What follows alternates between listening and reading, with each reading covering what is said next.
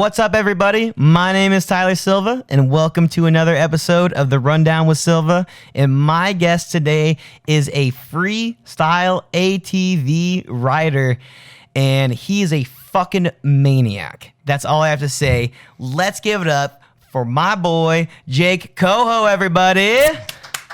Thank you for having me. Pleasure to be here. Dude, thanks for coming, man. Cheers, it's been a man. long time. Cheers, buddy. I think the last time I saw you, you were playing that house party, and I just remember rolling up. I had to park like a street down. There were so many freaking cars. And dude, the music was so loud. We walked up. My friend's like, where are we? Like, this is nuts, dude. Dude, the good old days when you had dreadlocks. I know. Dude. Oh, man. Why'd you cut them? It was a mixture of trying to... Aerodynamics. Exactly. It was a little weight reduction when riding, so... Dude, ATV riding is no fucking joke, it seems like. There's not many of us out there, so... So when you say there's not many of us out there, how different is it than the motocross? You're gonna have to ask a dirt bike guy that question. Yeah. No, really, I can't even count 10 ATV freestyle guys in the world. Really? Yeah. And so you're one of the few. Yeah. That makes this a Rundown with Silva exclusive.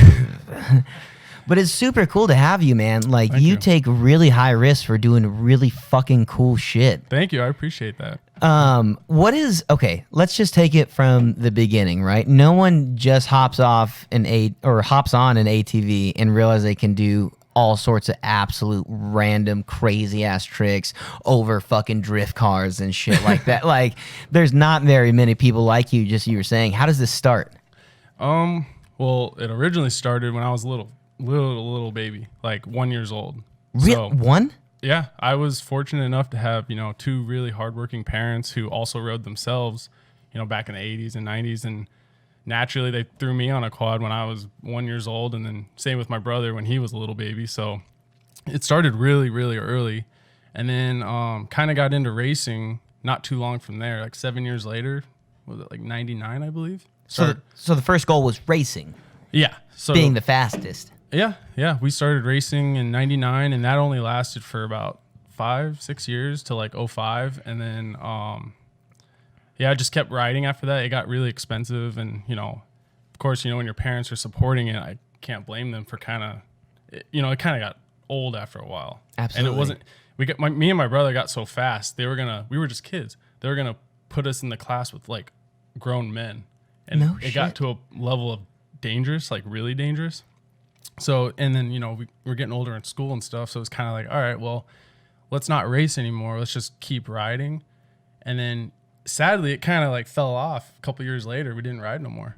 Really? Yeah. So there was a good period of like 7-8 years I didn't ride at all. How did it come back? Well, what held me over was BMX. That's why everyone's like, how did you get into BMX? That's 2 wheels. Like, what the heck? But no one really knew that quads was the beginning of it. So BMX held me over. And then I was like, I want to ride quads again, man. Like, I miss it. You know what I mean? Like, I really missed it. So I sold one of my cars and used that money to get a quad again. And then fast forward a year later, built a ramp, and here we are. Okay, that's fucking ridiculous. Sorry, but you go from a bicycle to an ATV again in the matter of time, right? So coming off of a fucking bicycle, a BMX, what quad do you go into? Do you go into big motor or like a 450? Like, what? Yeah. Tell me a little bit about what you're doing. The last thing I rode was a Yamaha 450. No shit. I went and bought the exact same quad I stopped riding. I left off like the 7-year difference. I went back and bought the exact same quad I had back when I stopped riding. Really? Yep. And was it just like riding a bike? I mean, you were riding bikes, but first I was like, oh man, I missed this. And then after, a couple of weeks of getting into it, it all came back.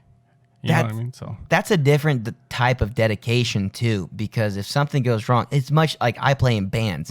If my guitar cable breaks, I have to spend $20. You know what I mean?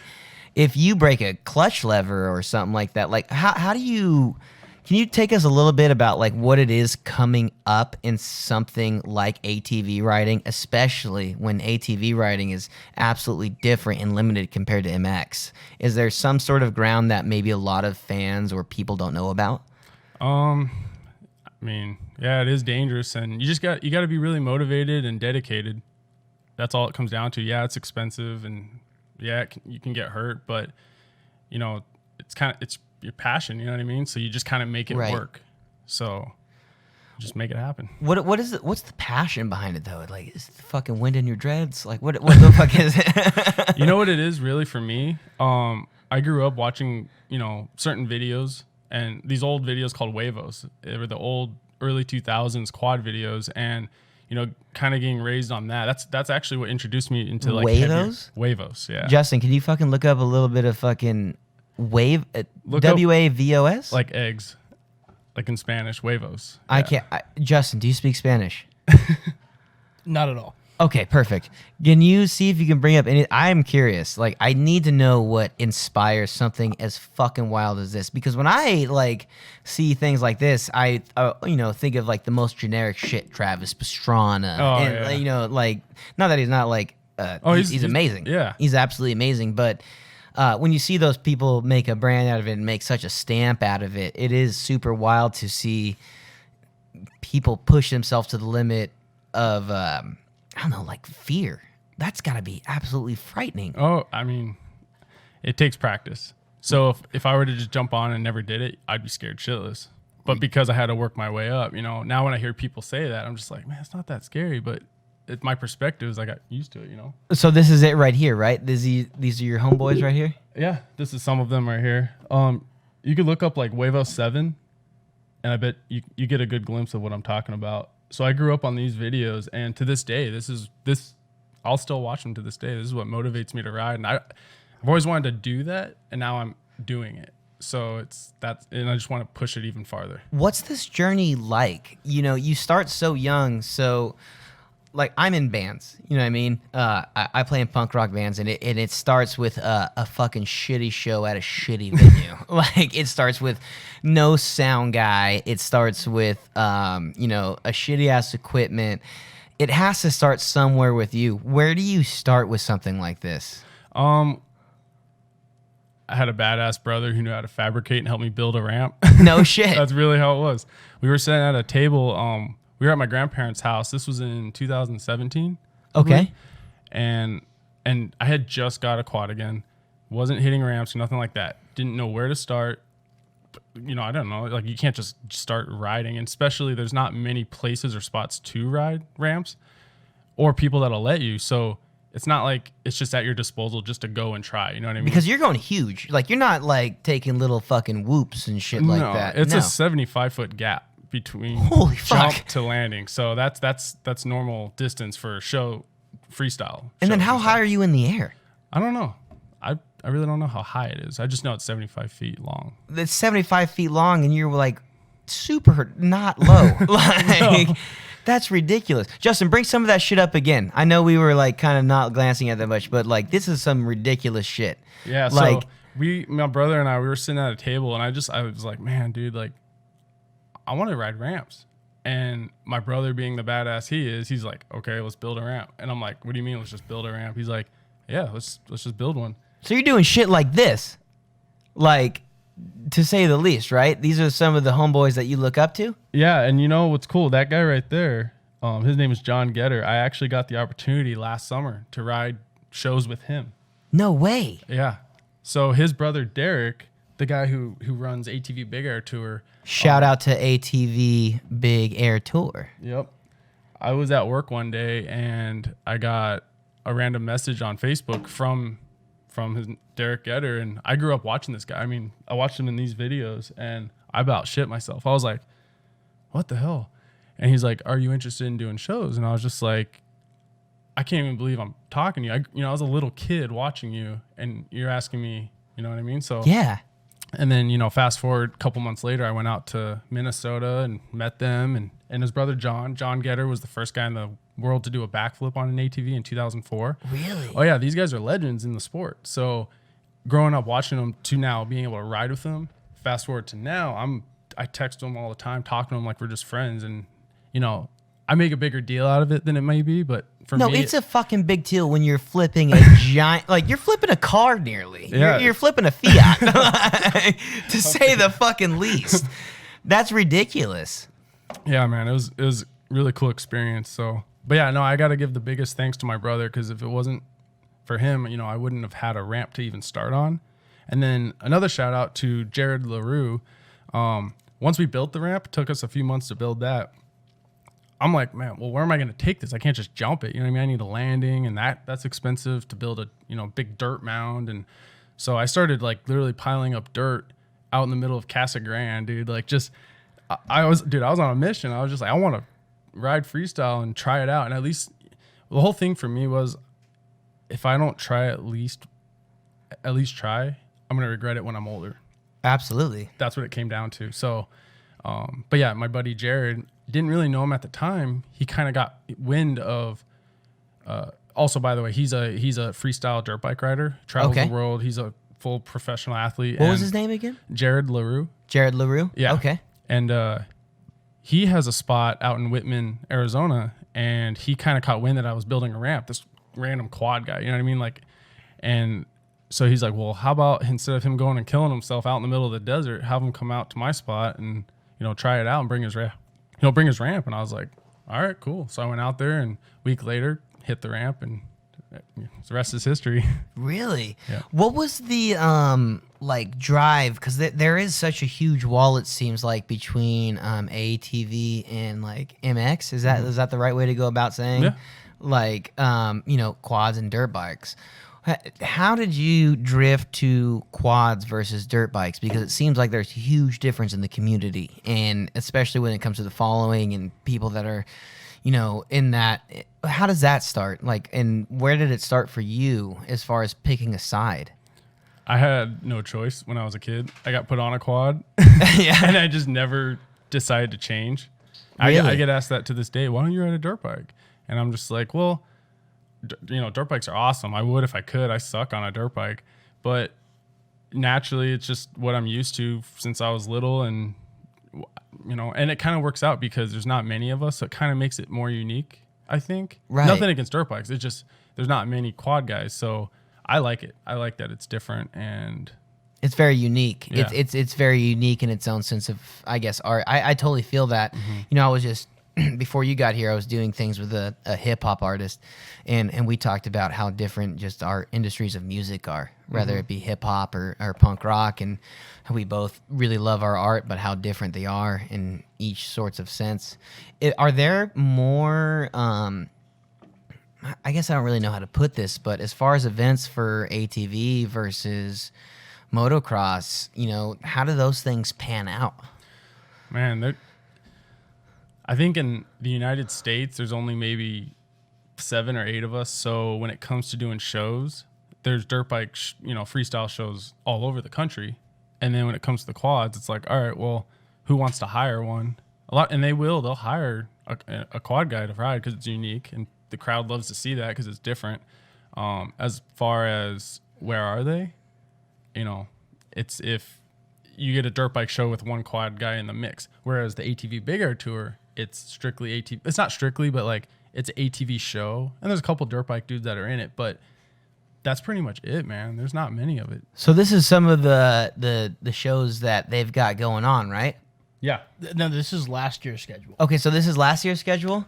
You see the Anoka right in the center? That was actually my first show. No, this is 2020. Okay, 2019 was mine. But yeah, my first show was in Anoka, Minnesota, the Halloween capital of the United States. Oh, a Halloween capital? Is that for sure? Yeah, I learned that after, but it's kind of cool.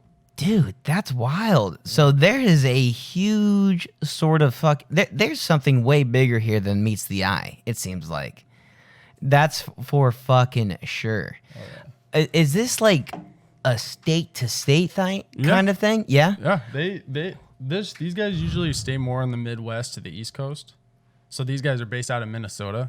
Okay. So they're kind of like that side of the country. Yeah. I keep bugging them to come over here. That'd be awesome. But I think it would be awesome. Arizona, we have a lot of land here. Oh yeah. And I think we have a lot of space for I see MX riders out here all the fucking time. And I see a lot of street stunt riders out here as well. It is crazy that I don't see more, or I guess I've really heard about it just through, following you, is the ATV kind of style thing. Are there areas of the country that this is bigger in, or is there like a community of ATV riders that like maybe a lot of people don't know about? Like There's a bunch. The ATV racing, I would say, is big. It's kind of big, but as far as racing, yeah. When it comes to freestyle, like I said, they're like the guys that I know and me. That's it. Like I couldn't tell you people elsewhere that are doing it. why do you think that is? I don't know. Some people tell you quads aren't cool. No, I don't know. I don't. It's different, man. I don't know. I couldn't answer it for you. But so your brother, I want to touch on your brother a little bit, because your brother has a drift car, right? Yeah. Yep. He's phenomenal. Dude, he is. I've seen some of the footage on your Instagram and things like that. Is okay. So when it just comes into family stuff, honey, my girlfriend's not out here. Hey, can someone grab us a couple more beers if anyone's busy? I'm getting empty. I'm getting thirsty. Yeah, we're getting thirsty over her. Thanks, Austin. Dude, I'm digging this setup. This Dude, is awesome. thank you, man. I love it, man. Thank awesome you to so finally much. Be here. I wanted to make it as natural as possible, you know? Yeah, it's You know, I found all these records. I went to go take out the trash one day, and I found them next to the dumpster. Are you serious? I'm not even kidding. I found all these records next to the dumpster when I was taking out the trash. They're like perfect. Like nothing's wrong. Yeah, I'm trying to almost conserve a few of them too. Like I try to not put them too much to the wall or anything, because It's just a bunch of pop music. yeah, well, some of them like are for Looney Tunes and shit like that. Wow. It's pretty wild. I don't know how. I don't know. I'll have to do some definite research, but yeah, this took a long time to build. I got really scared, man. Like when the pandemic hit, I didn't know when I was going to be on stage again, and it's been. I just saw yesterday I played a show a year ago. That was the last show I played. I bet you miss it, man. Dude, I miss it more than anything, and it's wild. Like, you know, we put out a music video and some songs and whatnot, but as fun as that is, it's not the same. You know, I miss the mosh pits, and I can only imagine just the energy from the crowd just pumps you up. Like it's different. It's different. Like, you know, I definitely see why all the heroes that you think about and all the big musicians like Motley Crue and Rancid or whatever, like, you know, they had some drug history. It's because playing on stage is awesome. Yeah. You know, I've definitely just had some drinks and played on stage, and it's the most amazing feeling I've ever had in my life. And now that it's been so taken away, A piece of you's gone. dude, it's wild. It's wild. And yes, like putting out music videos is fun and seeing that people like it, but I miss like giving hugs to people. You know what I mean? Like I miss the mosh pits. I miss someone getting on stage and like singing the rest of the song with us. And it is wild, man. Like I don't know if things are ever gonna be like that again ever. Hopefully, man, hopefully next year at least. If not this year, next year, because it's not looking like this year's too pretty. Well, dude, I panicked. I absolutely panicked and built this. Like that was I think everyone panicked in their own way. Like whether they got new jobs or started doing something else or whatever. But my biggest panic was like not seeing the people that I saw at shows anymore, or not interacting with people. And that scared the fuck out of me. You know, obviously I'm going to be in touch with my bandmates and we're going to try to put out a product. But not getting a response from that product is, man, I can only imagine. Dude. Yeah. That's shitty. Cheers, buddy. Cheers, dude. Really good to see you. I'm pumped to be here right now. Dude, it's great, man. I just remember when I first met you, you showed me the most respect, like as if I knew you forever. Dude, And I felt like I've known you forever too. And even though I don't see you often, it's pretty cool. Like I call you a close friend because you've always been that way with me. I've always wanted to stay in touch with you, man. You know, I know when we first met, we met on pretty sad circumstances, and yeah, that was pretty. it was rough, you know. And I don't know, like I'm not saying I've been through anything bigger than you, but I knew where you were, and I had been there before, and that shit sucks. Yeah, it sucked. You know, me and my Uncle B had saw that, and you know, it sucks to go through anything like that. And the thing that keeps us alive and keeps us doing what we do, whether it be ATV riding or making music or making podcasts, is really community. And even when you came out to come just see a house show where I was playing and stuff, and you were fucking skanking in there and stuff like that and getting down, dude, it was the best, you know? And I knew you were something very special from the day I met you, and you have always been a super nice guy, and I love seeing someone dedicated to their art. It is amazing. And like when I see you doing all these fucking crazy things in the air on a machine that weighs like twice my weight, and like, man, yeah. dude, it's wild, bro. Thank you first. Thank you. I appreciate that. So, but yeah, man, it definitely is dedication, and as soon as you take a long break from it, that's when it can get a little scary. Did you take a long break through all this? Was there a long break for you? I mean, when I broke my arm. You broke your arm fucking huge. Yeah. I was so surprised. Like, thank God your arm, but like, I thought you were going to be way more fucked up. This is the x-ray of your fucking arm right here.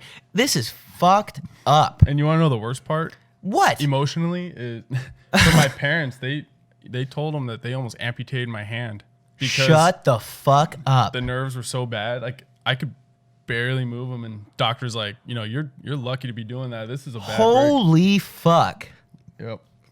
12 screws. 12 screws and two. Yep. So I got two screws in the elbow and 10. You can kind of see the scar right here. And your tattoos still look really fucking good. It kind of blends, doesn't it? Dude, what the fuck? Yeah, that was a shitty day. How did this happen? Well, so I just came back from Minnesota doing my first shows with these guys. Right. I point to my shirt because it's ATV. It's just, of course. No, point all you want, dude. But, I love your tits. Yeah, so I came back and really, really sucked. But on the drive home, I got a call, and long story short, our spot that we practiced, like everything I learned at, was gone. It ended. Like the guy who owned it just said no more. So I was up here like, yeah, I just did shows, this and that. I was really pumped and confident and motivated. It just kind of was like, oh shit, just lost our spot, So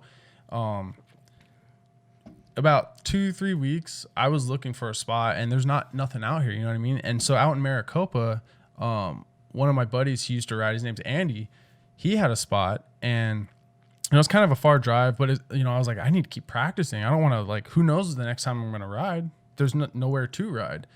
Luckily, he had a spot, and so I hit him up, and it was really nice of him to let me come out there and ride.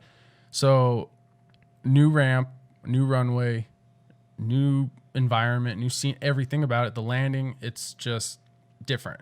Right. That's all fine and dandy, just like a show. It's all different every time you go. You got to adapt. That's part of it. Of course. Even it could be even windy. You got to adapt. Well, so I don't know. I couldn't tell you really to this day, but I think what happened was I overcompensated my confidence with how much throttle I gave it. Almost your ability. Something was off. I don't know what it was. And so it kind of got geared up, and me and my buddy Isaac, one of my buds who rides on dirt bikes. Shout out Isaac. He hit it. I hit it. I landed it. And a lot of people don't know. I actually landed it the first time. I have video of it. I kind of came up short, but it was fine, landed. And then him and I stopped. We're like, man, something felt off. It didn't seem right. I don't know. Couldn't tell you if it was the ramp, whatever it was. And okay, well, we hit it, so might as well keep riding. And then he hit it again, and then I went around, and next thing I know, as soon as I left the takeoff, I was like, oh, here we go. This is gonna suck. So you knew as soon as you fucking took off. As soon as I took off the ramp, I was like, oh shit. And you can, if you watch the video, you can. Is there a video of this? Yeah, you can look it up. Yeah, that's it right there. Oh, yeah. This is it right here. Yeah, Dude, I gotta. Oh, fuck. Yeah, I got fucked up. Whoa. Wait a minute. Yeah. Oh, fuck. So right there, as soon as I rolled and landed, I knew I broke my arm because it flopped. It literally went wham. And so I was like, okay, I looked at it and I was like, man, this. Dude, I'm a pretty fucked up person. Justin, can we watch this again? Like, I don't even know how what you're doing works. You're much smarter than me. So you cased it. Oh. Yep. and then my arm just flopped. There's actually, if you keep watching, there's a helmet cam view of that too. Is it really? So if we yeah. keep watching this, I need to see that. Yeah. Oh my God, dude. For anyone that's listening right now and not watching, this is some fucked up shit. Yeah, some people, like my best friend, he was like, I watched it once, I couldn't watch it again. I was like, man, because like you're going through some shit in that moment. And Oh, look at that. Oh, wow. oh my God. So it's completely disconnected. The only thing holding my arm together was pretty much skin. You're kidding me. And it gets worse. So it was in the middle of summer. It's like 115 degrees out. Oh, dude, look at your fucking arm just. You can't oh my God. Ah! What the fuck? Yeah, dude, it sucked. Dude. I wanted to get up. I wanted to get up and go to the hospital. I physically could not get up. I was stuck there, dude. It was like, oh, and then I felt the pebbles on the ground. Just like, dude, I couldn't even explain it. It's just, oh man, it was bad. Oh my God. How long did that take you to recover from? Like 9 months. So I was off. 9 months. Yeah. So imagine doing shows, Yeah. at that level, and then just this, and then 9 months, 10 months, whatever it was, and then trying to like Strum your fucking guitar. Yeah, I'm like, do I hit the full 75 feet? Do I push the ramp up? Both are dangerous because I'm used to muscle memory hitting it a certain way. Now, if I push the ramp up to be safe, I could overshoot it and still get hurt. And that kind of did happen. But Is this like a source of training? So, you're saying you're taking this ramp at a certain distance, right? Mm-hmm. Like, if I'm not mistaken, like you're saying you're taking this ramp at a certain distance. How do you train yourself for this? You take shorter ramps? Like, how does this happen? you just kind of go for it. You just go for it? I mean, the first time I ever jumped was I had the ramp close, like maybe 20 feet. And then you kind of get the nerve to do it. You kind of got to know what you're doing. It can go wrong, but it's just part of it. But what does that mean? Like knowing what you're doing, okay? So is that like the right amount of throttle? Is that like the right amount of fucking pulling up and pushing down? Like, can you explain like what that is like to do it right? I know it sounds like very vague. No, I say it in a way like everyone understands, but really, now that you're saying that, I'm like, oh, it's not like the right way or the easy way to do it. But you got guys who like always want to jump and ride, and then they'll either not do it because they don't know what they're doing, or they'll just send themselves and then full send.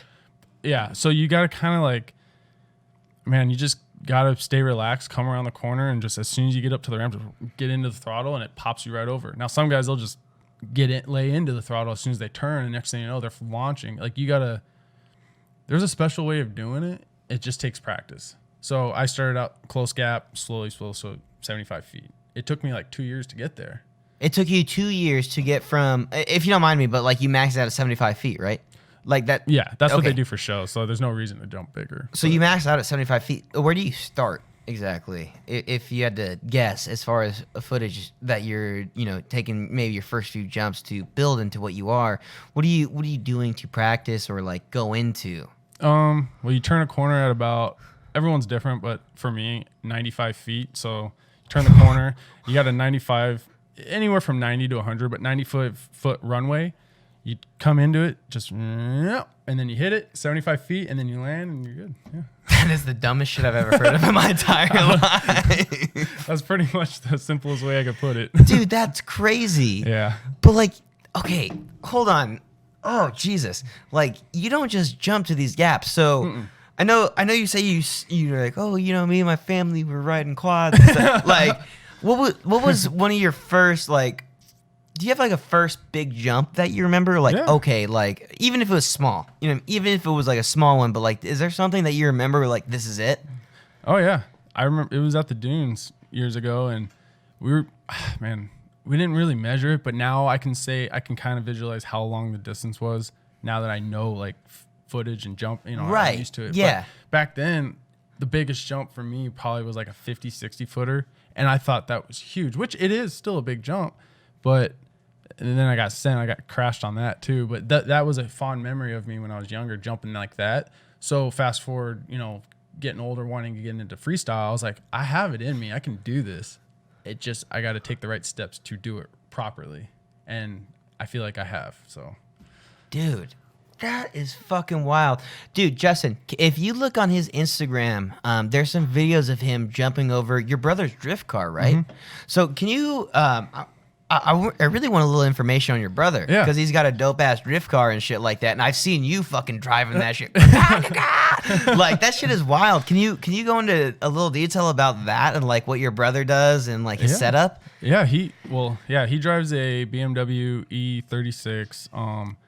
He's also a fabricator and all around just badass mechanic. He's also an airplane mechanic. Like, Now, is he dude your, is smart. like, family-wise, is he your older brother? He's my younger brother. Younger brother. Yeah, Okay, are you the oldest? Yeah. Okay. Just us two. Just you two? Yeah, Okay. He's 2 years younger than me, and he's smarter than me. No, he's badass. Dude, so is my younger brother. He's fucking works top security clearance for the Navy and the Pentagon and Oh, shit. Like, yeah, I'm an idiot. I know how to play 4 chords on guitar. And I know have how to jump a a machine. mediocre That's it. podcast.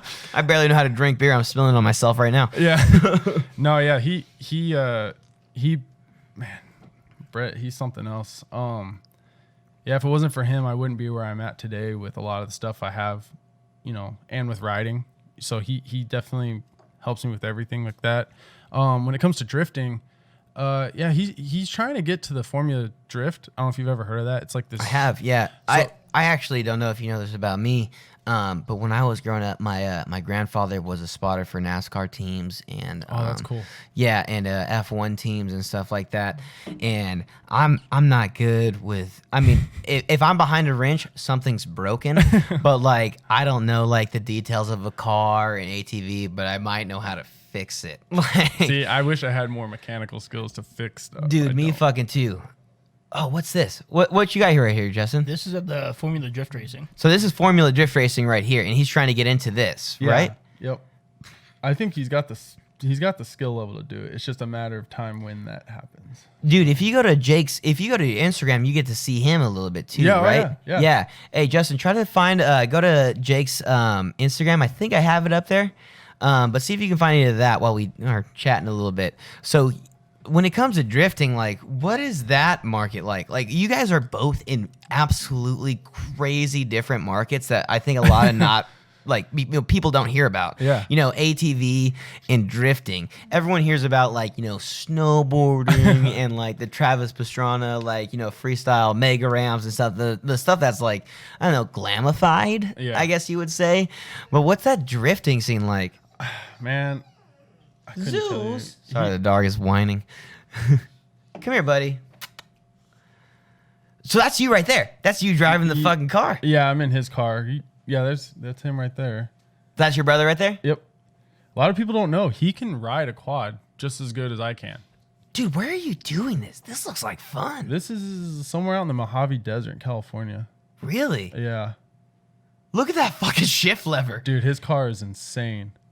It's fast, dude. It's fast. Like, he's like, oh, just get on the gas, hit like 100, and then, dude, it took nothing to get that fast, and it's a drift car. He had a different differential in it. If he had what he needed, dude, that thing can go over 200 miles an hour. It's Shut stupid. the fuck up. That shift lever's next to your fucking chin.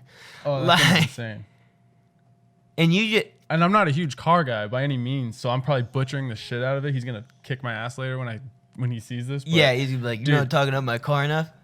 Dude, we got to get both of you guys on here one day. Come chat with us about some dumb shit.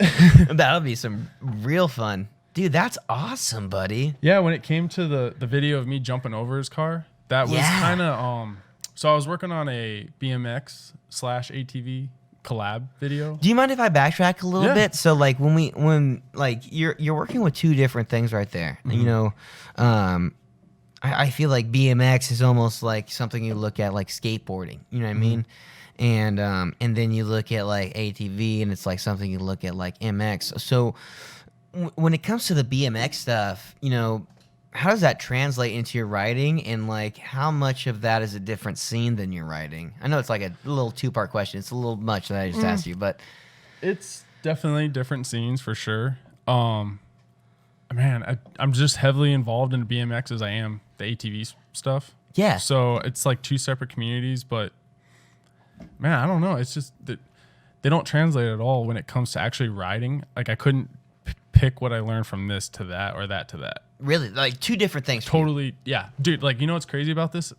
People in the BMX world, I'm a street rider when it comes to BMX. I like do grinds down handrails and shit. I don't jump big dirt jumps. I don't know how to. Like I don't Really? Dude, I suck at like I cannot jump a BMX bike to save my life, but I can do a bunch of technical, little combo stuff like that. But when it comes to riding quads, it's completely opposite. So you would think they would intermix a little bit, and they don't. Yeah, it makes no sense. I couldn't even tell you. That's wild, dude. Yeah. So tell me a little bit about your BMX riding. Like, I'm curious because I've seen you, posting videos of you busting out little clips and, little rides and little combos and stuff like that. So did it does that hold like a certain part of your past to you and like, holding you over when you don't do ATV stuff? Like, explain your BMX riding to me a little bit. I'm having a hard time understanding when you get on a giant fucking quad and do 75-foot jumps and then like are doing little fucking handrails on a BMX bike. Like, It's I weird, don't man. know I how to. Me neither. No, yeah, there it is right there. Dude, look at you. You're over here at Elmo fucking just ripping shit. Yeah, dude, like I was saying, the BMX came in because ATVs stopped. So Really? I started riding bikes in 05, 06, right before high school. And just like, dude, my big passion for that is the same as quads. Like, I love this just as much. And now I've slowed down a lot, so I don't really try to learn as much or progress because I take, the freestyle ATV stuff. That's like my number one thing right now. For those of you listening, we're looking at dope ass tricks. Like, we're looking at some pretty dope ass shit on BMX bikes right now. Hitting little handrails and all sorts of little switches and whatever. That takes an amazing amount of discipline. So Yeah, that took practice. is that like your off-season stuff? Like, explain that to me a little bit. I'm so confused on how you just do both of these things. One involves a big-ass motor, one does not, and they are both completely different things. Yeah. ATV stopped, BMX came in, and then quad came back, and now I just do both.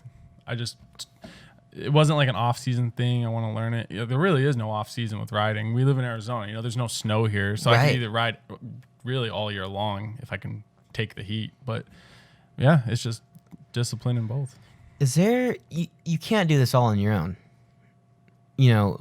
Are there people helping you with setting up these sessions or anything like that? Are there people behind you helping you with this?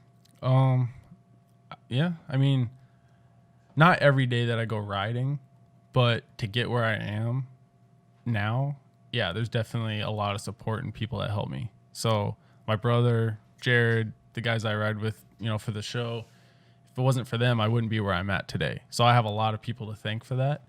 But when I go just to go ride, it's just my ramp's where it's at. I just do my quick maintenance, my cleaning the runway, just make sure everything's good, and then just ride. So That's insane.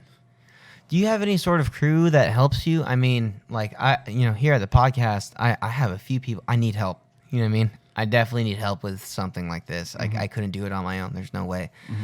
Mm-hmm. With the things that you do as far as content and writing and maintaining your equipment and how do you? Can you tell us a little bit about the people involved and how you go about this? yeah, another good, another big shout out would be one of my best friends, Jose Martinez. If it wasn't for him, he put up with a lot of time and blood, sweat, and tears when it came to filming and, a lot of the stuff I do. He's like my right-hand man. I grew up riding with him on BMX. Really? Yeah. So your film guy is like your fucking homeboy. Oh, yeah. Definitely. And, we grew up making BMX videos. Is there anything we could do to shout him out? Like, does he have a channel or anything? He doesn't have a channel, but that BMX ATV video, he filmed like 90% of that video. And like I was saying, that was in the middle of summer. So he, when we get off work, 120 degrees. Just as much work I'm putting in riding to film. Shit like this where you're hopping over cars and shit? That's him right there. Yep. Oh, really? Yeah, there he is right there too. Filming you. Yep. And it takes a lot. Little man, to hill film, clicks man. and shit, man. Dude, these are all... The thing I love about some of your ATV stuff, too, aside from your BMX stuff, is you find these real, like, suburban areas. Yeah.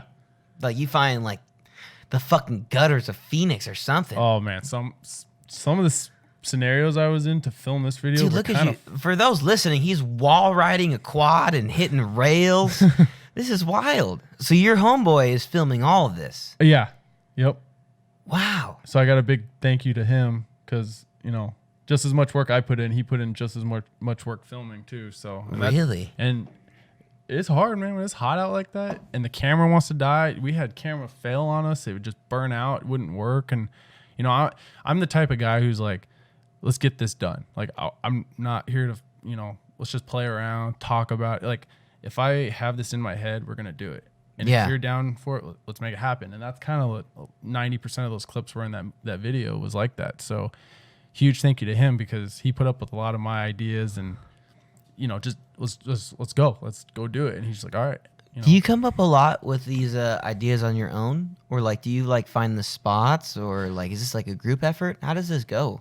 Because when you find like a spot like you were just showing us with like graffiti and these little canals and gutters of where you're doing heel clicks off of random spots with concrete into like random desert. These spots aren't easy to find, and you manage to find them. Is this like a group effort? Is this something you found? This is in my back pocket, dude.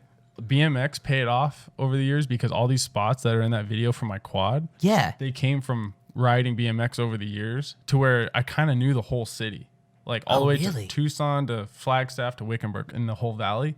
Like, excuse me, all the spots are just I knew all these spots. So when it came to film that video with the quad, for that specific video, I was just like, okay, what can I do there? What can I do there?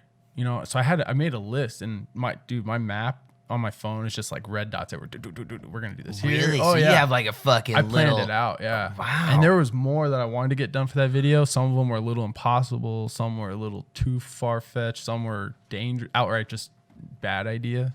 Really? But yeah, and I still plan to try to make another one like that. But yeah, to answer your question, BMX was kind of what got me to know all those spots. So being in ATV riding versus all of the really popular MX stuff, how hard is it to stand out in what you do? I feel like what you try to do is stand out to a very exponential state. You really try to go that extra mile. It seems with all the footage that I've seen you in. Is that hard to do and set the bar? I wouldn't say set the bar because I still have so much to learn, and I still feel like I'm a beginner in the sport of freestyle. Like I technically am. I've only been doing it for 3 years now. You know what I mean? So, nowhere would I say that I've set a bar or anything like that. But when it comes to originality, there's definitely, man, I don't know. It's hard to explain. You just gotta kind of think outside the box. Is it hard to be an original in ATV riding versus MX? I don't know. You're not sure? I'm not sure because when you do like freestyle, right? You do tricks. Someone else has done it before you. So it's not like, unless you throw your own little style or flair on that trick. Mm-hmm. Other than that, I don't know how really you can stand out. So when it comes to videos like that video where I'm out in the streets doing some, urban style of riding, and granted, I'm not the first one to do that. Other people have. On a quad, I feel like I'm the first. I haven't seen anyone else do that. So for me, that was something to kind of be a little more original, and then throw a little, BMX in there too. But yeah, that's just kind of how my thought process is on it. Yeah, absolutely. What how do you get hype for stuff like this? Like, are you listening to music? What do you listen to? Man, technical death metal. Death metal. Oh, dude, fuck no, yeah. A range of all kinds of music, man. I do listen to music when I ride. I just wear one headphone, and some people call me crazy for that. You can't hear the motor when you ride? I'm like, I mean, I can, but I can ride without music. But one thing a lot of people don't know, and it's kind of crazy, I'm going to talk about it right now, but please do. I have like a really mild form of Tourette's. Really? It's like, you probably haven't noticed. I don't twitch a whole lot and stuff, but with that is, I feel like I overthink, like almost like OCD, like I like nitpick little things. So if I don't have music, I start to get that way before I ride, and that's not good. You start to overthink, and when you overthink, that's bad things can happen. So when I have music in my ear, it kind of calms me down, and it gets me more in the zone. Not a lot of people think that way or can operate that way, but for me, I found that music helps me tremendously when I ride. So really, what kind of music are you listening to while you? I mean, that says you know, that goes a long way in what you're saying because, especially being a musician, you know, you are doing absolutely huge things like 75-foot gaps and, you know, grabbing all this air. And the fact that there is a source of music calming you down to make sure that happens. Yeah. I mean, what are you listening to? That's huge. Yeah. And like those videos, the Huevos videos. Yeah. Dude, even just a couple songs from those videos will be enough to get me in the zone to ride because it reminds me of, you know, what I always wanted to aspire to be like. So if it puts me in that mindset, dude, it just works out. Yeah. Has anything changed for you as far as like preparing for these things, practicing, or trying to be creative as far as the pandemic? Because we're almost a year in now. Like we're getting really close, and first of all, it's shitty. However, you know, you're in one of those things that, like, you know, you're social distanced. It doesn't affect me. It doesn't affect you really that much. I mean, you know, like you can. If I wanted to do a show again, I can't because they won't let it happen. You know, like the ATV Big Air tour, all their shows got canceled last year. Really? So yeah, and that's, I mean, that is a business too. So that kind of sucked in that aspect. But you know, for doing a show, there is no shows. It got canceled. So hopefully this year, not next year, but yeah, that'll come back because, you know, I'm pumped. I want to go back out there and ride for these guys. And if that doesn't happen, you know, it is what it is. But other than that, just me riding, no, it hasn't affected me. I can still do what I do and not have to worry. You've done shows for live performances and things like that, like crowds? Yeah. What's that? So, I mean, I play in bands and like it's obviously one thing for me, you know, performing for people music-wise, but what is it like performing on that kind of stage? That's a stage I don't even understand at all. To be honest, I've only done 2 shows so far because I'm still new to it, and it was just that one trip that I went out there. Right. So like I said, I haven't been doing this for years or nothing like that. I'm still new to it. So just to clear the air on that. No, you're good. The 2 shows that I have done, man, oh my God, it's unreal. Like they announce your name and just walking out and the crowd just going crazy, and I think it was one of the best feelings ever. It made everything I worked for worth it. Exactly. To get there. Yeah. And that's why I want to get more of it. You know what I mean? Like it's cool. It's fun and just, yeah.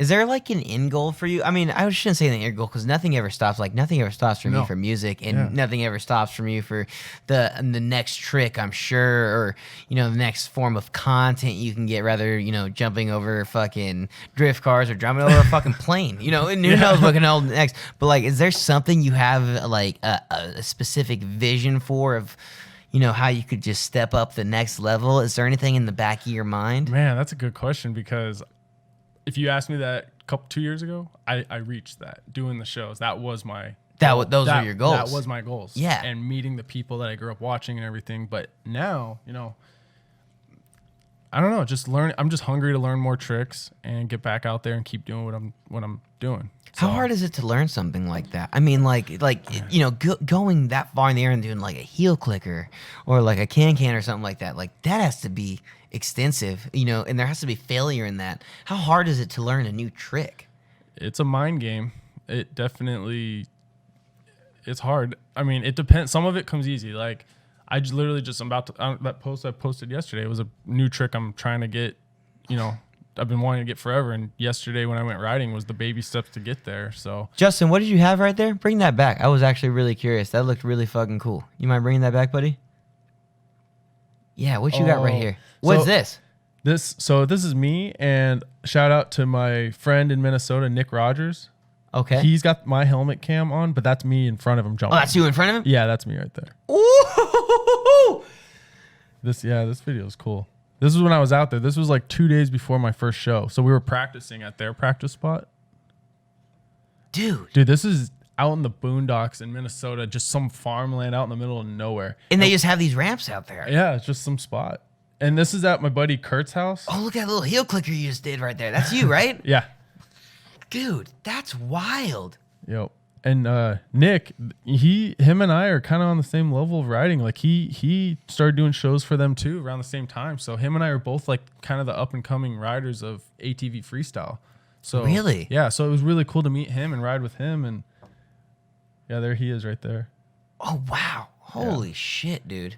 Yeah, and he's going to be in Butter 2 as well, that movie coming out. So Okay, can you talk a little bit about that, like that Yeah. Butter too? Because you were telling me about it a little bit earlier. Yeah. Before we started, but can you elaborate a little bit more on that, if you don't mind? Yeah. Derek Getter, it's his movie.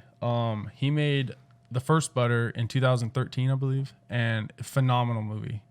If you get time, you should check it out. It's awesome. Really well done movie. And so this is the next one after that, Butter 2. It's called Butter 2 All Moto Flavored. And I can't even believe that I'm part of it. That's like a dream come true in itself. But yep, that's Casey Bray in California. That's one of the jumps out there, one of the segments. Holy shit!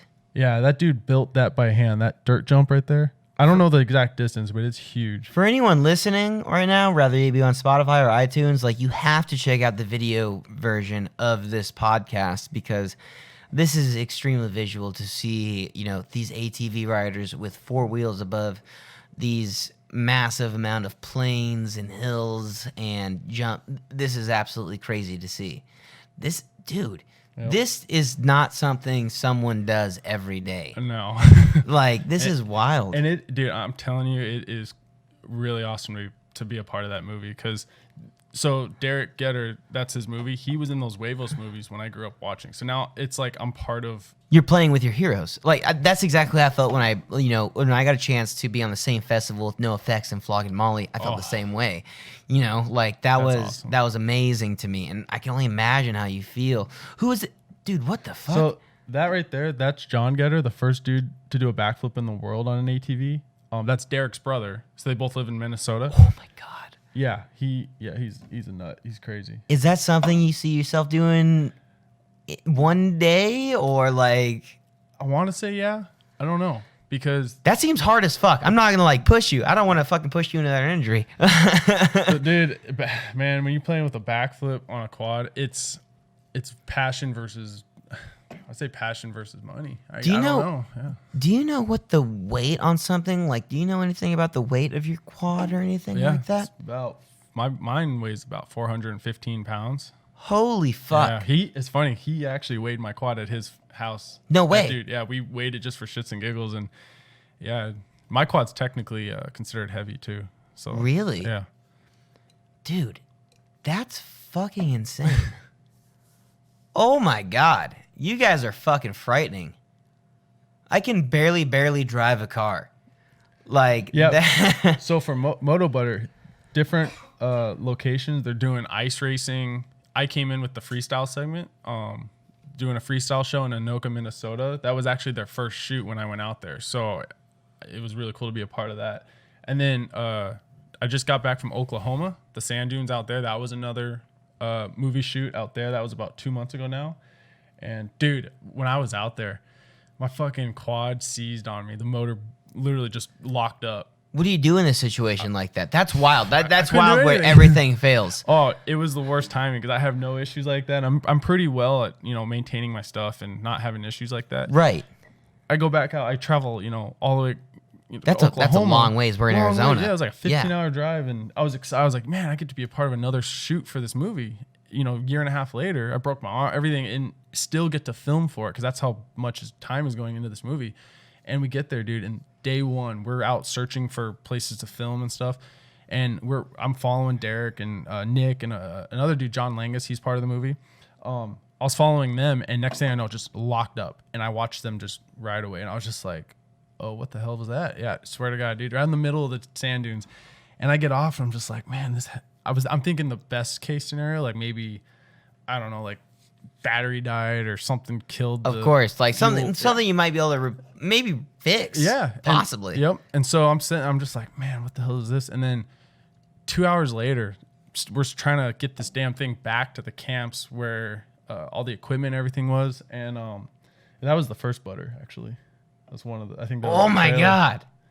Yeah, it's pretty cool. Ah! So, but You guys yeah, give me anxiety. dude, I just got the quad rebuilt though, like 2 weeks ago. So I just got everything back. So it's running good now. But yeah, that was when we were filming for that. My motor locked up, and yeah, that was shitty. Dude, that's insane, man. Yeah, these guys are nuts. So what is, if I had to ask, like, is there some sort of end goal? Like, I was asked this the other day, right? I play in bands and like, oh, you guys trying to make it? I'm like, what the fuck does that even mean? That's you know kind what of I mean? offensive. Yeah, I was like, I don't want to make it. I just want to play the next big show that I can, like bigger shows. You know what I mean? Yeah. I always want to play bigger shows, and that's it. I don't want to make it. Like it's not about the money for me and my band. Yeah. But like, is there something that maybe a few of us are missing in when it comes to you ATV riders? Like, is there some sort of making it that we're not seeing, or is there some sort of like, no, we don't want to make it, this is what we do? Like, is there something like we're missing here that maybe a lot of us don't know about? Because you guys do the fucking craziest shit, have the biggest consequences for a video, and like, I'm just wondering if there's something like a bigger picture that we're not. Is there a community we're not seeing? Is there something I like, get told that all the time. I'm What's just- the payout? It's yeah, dangerous. it's not even the payout, but like, what's the reward? Like, is there a community? Like, there's something I'm missing here, because I don't fucking do this. You know what I mean? I feel like I can speak for any rider that, you know, especially these guys. At least for me, it's just seeing how far you can push yourself. Oh, so it's like a limit pusher. It's like, it's fun. I'm having fun with it. I'm loving what I'm doing, and you just want to see how far you can push it and go. And, you know, you're not trying to take yourself to a level where you're going to get hurt, but you want to, I don't know, you just want to get better and better and better. That's really all it is. And I really don't have an answer when it comes to, you know, am I going to make a bunch of money out of it? No, definitely won't. Am I going to, like, you can only go so far with it. You know what I mean? Like, when it comes to what you get out of it, other than for your self-fulfillment, that's it. Right. At least for me. So That's the same way in music. You know what I mean? Like, am I going to get signed and be on Justin Bieber's label? Never. Never with the songs that I sing. Absolutely not. I like to sing songs about drinking and making really bad fucking decisions. I love that. Thank you, awesome. buddy. But, you know, I think a lot of us musicians, at least in what I play as far as punk rock, like we play for our community and because we love to do it. And I think that was a huge thing that just watching you over the years, like I noticed too, and no offense, but like I didn't see you going into Hollywood and stuff, but I saw you doing things that I never saw anyone do, and things that I was so unfamiliar with that just kept me so fucking interested with That's what you cool, did. man. You know what? Yeah, that actually is kind of part of it. I'm glad you said that, because it's not like I'm out golfing or out snowboarding and, you know, doing things that a lot of people do. It is unique. Like, there's not really many people doing it. So to be a part of that, it does push me a little more, because I know there's not many of us out there doing it. So there's a little bit of drive with that too.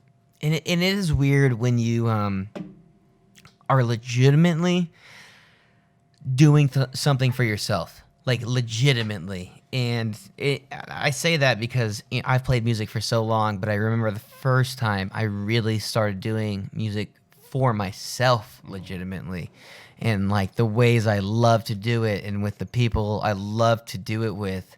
And it definitely became its own craft. And I definitely see that molding with you. Like, dude, Justin, you gotta find this fucking picture of you jumping over your brother in that. You can find the video too. It's on Instagram. I've Yeah. seen it many times. Yeah. And it's so dope. Dude, I thought, because you guys did it in this like almost warehouse, I thought you were definitely going to break your neck on one of those So fucking did they. poles. There Dude, was a piece of steel hanging down, and dude, like this is it right here. Look at you. Like, dude, I definitely thought you were going to fucking hit your head on one of those fucking poles. I was so scared, I think bro. you can see on the right, there is a piece of metal hanging down. And when I first jumped that, they were like, "Yo, you need to scoot over." Yeah, I you need wasn't looking up. I'm looking like at him, you know. So Yeah. it was kind of. Who put this together? Was this like an independent kind of thing? Dude, Or because like I understand that you and your brother are in these industries, but like who puts something like this in a, like, you know, with the cameras and like with the choreography? Like, is this like a group effort? Like, how does this go about?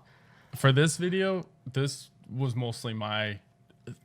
all my brainchild. Yeah, and Everything for about it. anyone like listening right now, we are watching him jump over a drift car in a warehouse where he almost clips his fucking head on one of the support beams on the roof just from jumping over a car. What's funny too, the ramp that I'm jumping is just a shitty piece of wood ramp, Like if you look, It's wood, that ramp was like this high, literally that like high. a 5-foot ramp, maybe less. Not even 3 feet high. Shut the fuck up. I was drunk in my garage. Oh my God, it's shorter than that car. Dude, yeah, that ramp is literally. I built that. I was just drinking in my garage, and I was like, I gotta build a kicker. I can't take it.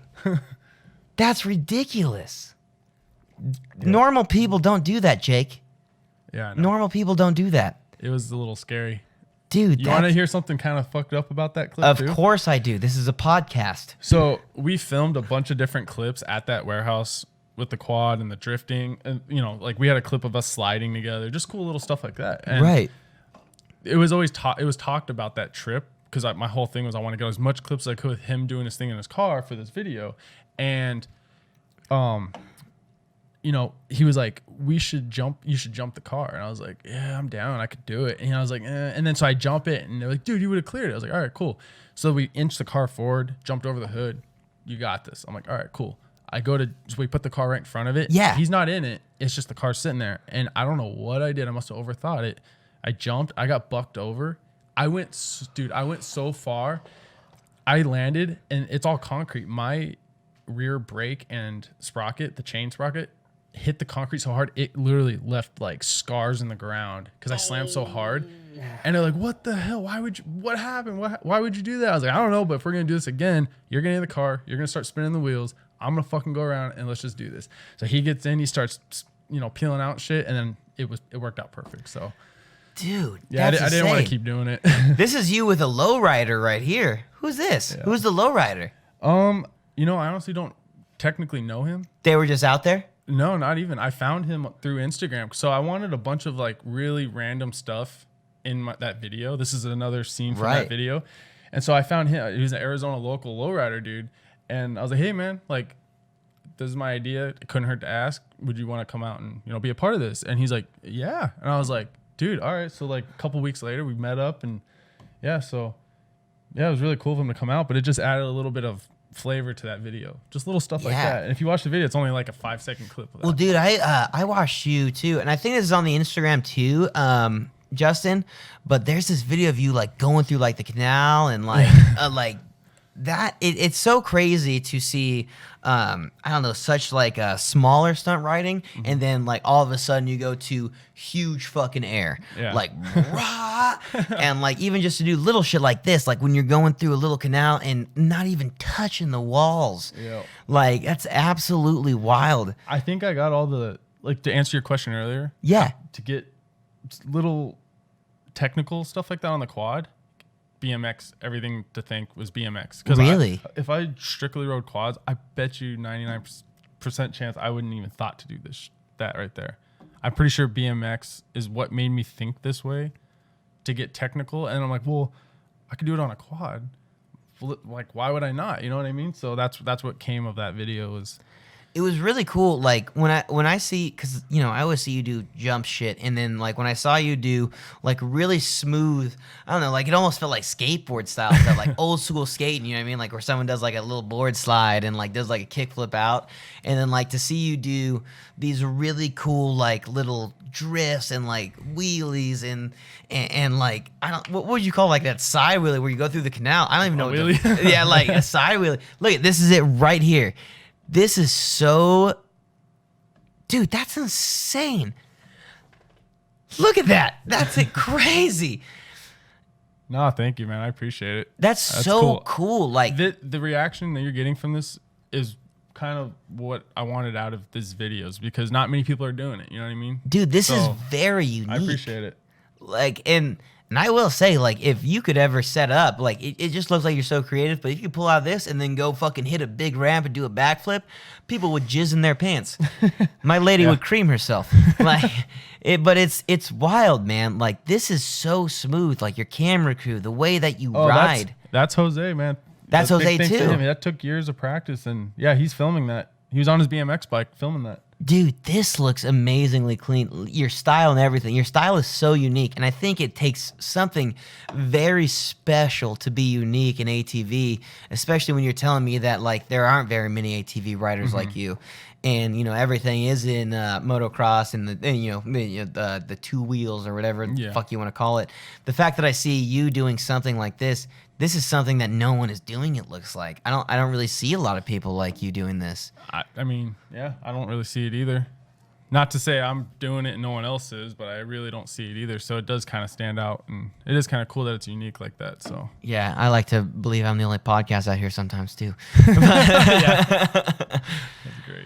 Oh my God. No, I appreciate it, man. Thank you, dude. Absolutely, man. We got close a few years ago, and I'm not gonna lie, I instantly fell in love with you, buddy. I instantly fell in love with you, even though we went through some hard times when we found each other, especially you. I gotta ask, being in the art that you're in, and with the obstacles that come through, I think you've been through bigger obstacles than maybe a few other people that have gone through the pandemic, but you've had a lot of loss, and you've managed to come out with a lot of gain. I know you went through some really hard times this last year, and since I met you, unfortunately, the past few times we talked, you've gone through loss. Is there anything you could say to some people that have come through maybe a hard time or loss to keep going? Because the way that you're keeping going right now is absolutely incredible. I think a lot of people need to see that. I think they need to see a lot that overcoming loss is very important, and the way that you've outcome this, you're jumping over fucking cars with quads and shit, bro, and you've gone through a lot, whether it be injury or loss or it's absolutely incredible. I think you're very inspirational, and people don't give you enough credit. Man, thank you. Absolutely. If there's anything you can say to anybody, like, how could you inspire someone to come up on top right now in any form of art or even just in life? Because this is hard right now. Yeah. Like, things are really, really hard. It's okay to grieve. Don't hide it. You know what I mean? Like, you saw it when you met me after we lost Josh, Yeah. And so, someone you care about, it's okay to grieve and, go through that. But don't lose yourself in anything like that. Just stay true to yourself and stay motivated and just keep doing what you love. That's how I go through it. That's how I go about it. Like, the strength I have to do what I do is just self-driven. And so if I were to, be down or sad about it constantly, I wouldn't be where I'm at with my riding. So, like I said, it's okay to have hard times, but I don't know. You just gotta keep pushing, man. That's how I do it. Yeah. And pushing is hard. It can be hard, yeah. Especially when life hits you hard. Do you think there's anything you could say to anybody as far as it comes to ATV riders? You said you were one of the few. And I'm sure it's easier said than done, for sure. This industry you're in doesn't seem cheap either. And it seems like a lot of hustle and hardships. Is there anything you could say to those guys that, especially, I really want to touch on the ATV because, I see motocross guys everywhere, and I see a lot of things happen in motocross. But when it comes to ATV, I feel like it is very special right now, and it is very unique, and it is very hard to get into. Is there anything you would say to those guys right now? Work hard. Don't expect nothing from anybody, and it kind of goes, you just got to do everything yourself. And if you got people to help you out, all the better. But not everyone has that. So I was very fortunate to have people help me out. But it is hard work. Like, there's a lot of people out there, whether it be quad, dirt bike, it could be anything. They just a lot of people expect you to just let them ride their spot, or you gotta be really respectful and hardworking to show that you're dedicated in it. Otherwise, you're not going to go anywhere. So there is a source of community when it comes to this. Oh, yeah. And there is a dynamic to it. Totally. Do you care to elaborate a little bit more on that? I mean, I know, like, honestly, like, I've seen a lot of different communities, but I have never seen a community like, or even been introduced to it, except for through you just talking to you about like ATV riding community. It is, I'm sure, very different. I did know some motocross riders and stuff, and You know, it seems very competitive. It seems very supportive at the same time. Mm-hmm. But do you think there is something that maybe a lot of people don't know about the ATV riding aspect of it when it comes to that community? Man, I don't know how to answer that one. It's- Honestly, I don't. Yeah. I'm sure it's tough because there is, you know, like you've explained to me today, it is something small and misunderstood as a whole. A lot of people on the outside. So I made a couple videos. This kind of answers that question, showing kind of what goes behind just a 1 day of riding practice session. And a lot of people from the outside who don't know, well, oh, you just go and ride. Blah, that's it. No, like outside of what, like the expenses of even getting there, and because it's not cheap, you know, you there's work involved. You know, you got to grab a shovel and broom, and you're doing work. Absolutely. And you still work a regular job on top of this, if I'm not mistaken, right? Yeah. You don't got to go into that, but you still work a regular job. Mm-hmm. And you work full time or? Yeah. Oh, yeah. Oh my God. Yeah. 40, 50 hours a week and just still maintain doing that. You got to have the drive. And I see a lot of guys that they'll fall out of riding because of time, but I think it's an excuse sometimes because you got to really want it and you're going to make it work if you really want it. And I definitely have. So, and it's not easy and not everyone's, you know, everyone's situation's different, of course, but you just really got to want it. And, you know, yeah, you can get hurt or your job can overpower you or it's really easy to fall out. And I've seen lots of guys who are really good riding and they just slowly fade out and then wish they never did. And it wasn't like something that took them out, like, you know, a broken leg or something gnarly that really ended the riding career. But right. I don't know, man. You just got to really want it. Yeah, I'm sure it's tough. You know, I think it's the same thing with music, but you know, you guys go through such a more physical expense. You know, you have fucking rods and screws in your arms and shit like that. That's ridiculous. I'll tell you right now, there's probably only 2 people I've known that's done through punk rock to keep going, and maybe I don't know, but there's, you know, that kind of dedication. You know, to see you overcome these obstacles, whether it be loss, whether it be injury, whether it be even your sport out of season or the season dying or coming back, it seems like there's, no matter what, you are always on top. And I think that takes more than strength, but it takes an amazing individual. And that was a huge reason I wanted to have you on.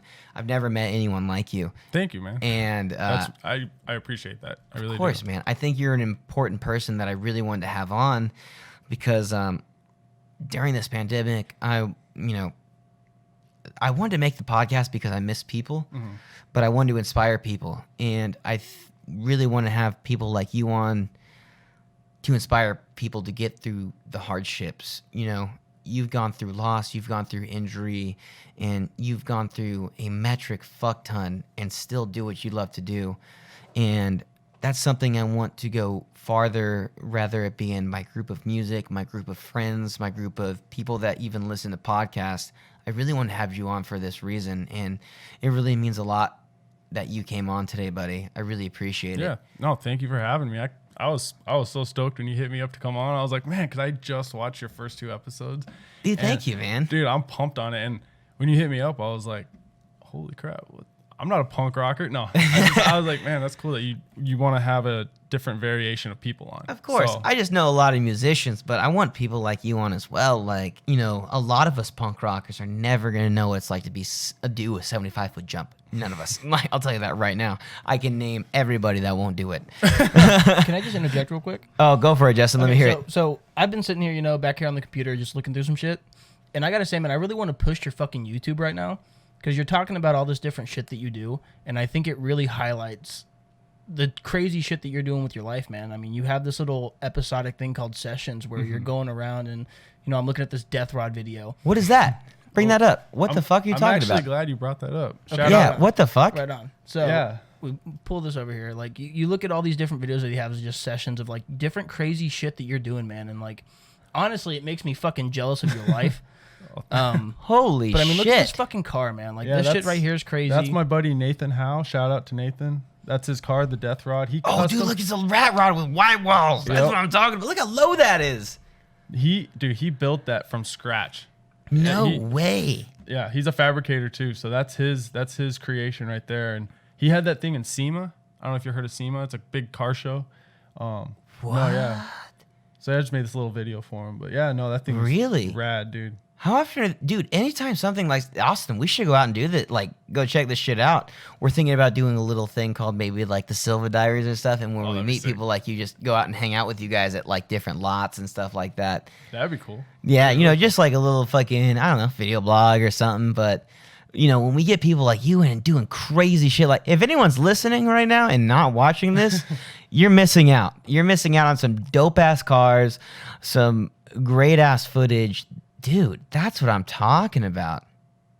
Yeah, the sessions that he brought up, those are vlogs that I was making, and actually I kind of put that on pause for right now. I got to pick it up. My buddy Jose keeps pushing me. You got to keep making them, but you should. When I kind of put it on break because when I was making that BMX ATV video, I didn't want distractions with anything. It was like go to work video. That was it. So that took like 4 or 5 months to make. So now that was a couple months ago, I got to pick up my vlogging again. I haven't been busy and job change and everything. So yeah, but I got to get back into that. Jake, where can we find you, buddy? Like, where can we find all of your stuff? Tell us everything where we can fucking find you. Like, where do you want people to follow you? I need to know because everything you do is fucking huge, dude. Oh man, thank you. It's awesome. Instagram is Cake Cohoe. It's just Jake Cohoe with the first 2 letters backwards. Okay. And then yeah, YouTube. It's just Jake Cohoe. Like I don't have any weird nicknames or nothing like that. So you can just find me just like that. So awesome, buddy. Dude, thank you so much. I know like we're pretty new into starting this and this is really new. And I really wanted to have someone like you on that is very different from our music industry. You know, you do some pretty crazy ass shit that no one in my music industry would do. And I just love watching. I'm a huge fucking fan. And, you know, we got to chance to meet a few years ago and I fell in love with you, buddy. You know what I mean? I thought you were a really awesome guy, so it really means a lot that you came out here today. No, thank you. Thank you, buddy. Man, cheers. Cheers, buddy. Well, thank you for coming out for this episode of The Rundown with Silva. Make sure to check out my boy, Jake Cohoe. You know, we'll list all his channels and links in the description. My name is Tyler Silva, and we will see you guys in the next episode. Bye-bye, everybody. We love ya. Yeah, the rundown with Silva. Rundown with Silva. The rundown.